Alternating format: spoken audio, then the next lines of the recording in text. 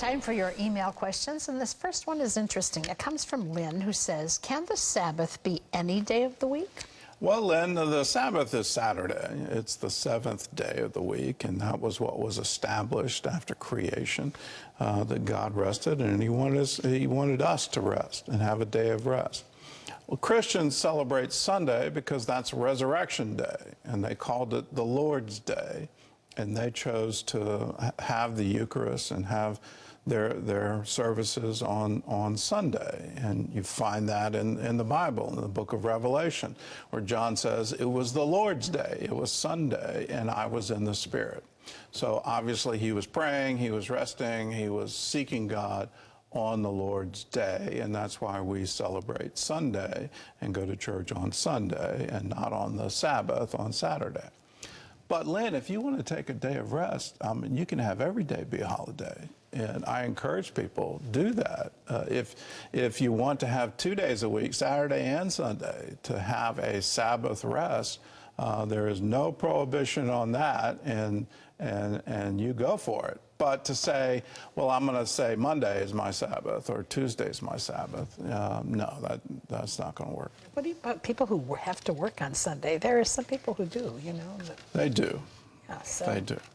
And, you know, in all of this, and you just understand my overall view of what is surviving of the law in the Messianic age.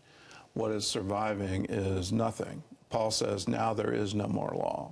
We have the law of loving God with all of our heart, the law of loving our neighbor. When you look at the Council of Jerusalem, they kept some specific things from the Torah having to do with idols, sexual immorality, things with blood, where you don't eat blood. Those are the things from the Torah they kept. The overarching Pauline advice whatsoever is not of faith is sin. If you have the faith to do certain things, then by all means do it. But realize in the exercise of your liberty, don't become a stumbling block. Don't become an offense to somebody else. Because if you do, then you're not loving your neighbor as yourself. So there's, you know, you've got to look at these things overarching. For certain things, you know, I don't have the faith to say Monday is going to be my Sabbath. But if you do, go for it. This is Sandra, who says, what happens in the 1,000 years Satan's bound in Revelation 20? Is there peace on earth? Can people be saved? And will Christians be there?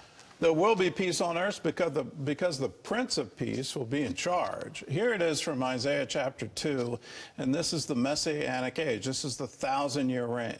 Now it shall come to pass in the latter days that the mountain of the Lord's house shall be established on top of the mountains, and shall be exalted above the hills, and all nations shall flow to it. Many people shall come and say, come, let us go up to the mountain of the Lord, to the house of the God of Jacob. He will teach us his ways, and we shall walk in his paths. For out of Zion shall go forth the law and the word of the Lord from Jerusalem. He shall judge between the nations and rebuke many people. They shall beat their swords into plowshares and their spears into pruning hooks.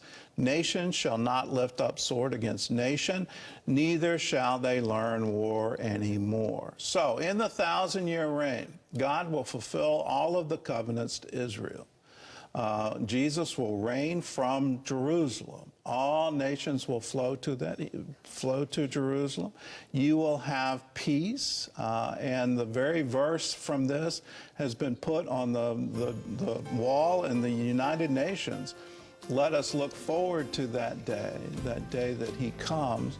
Will there be Christians there? Yeah, because we're all going to believe in Jesus, and we're all going to know and be able to hear him and see him, and he will be there in Jerusalem.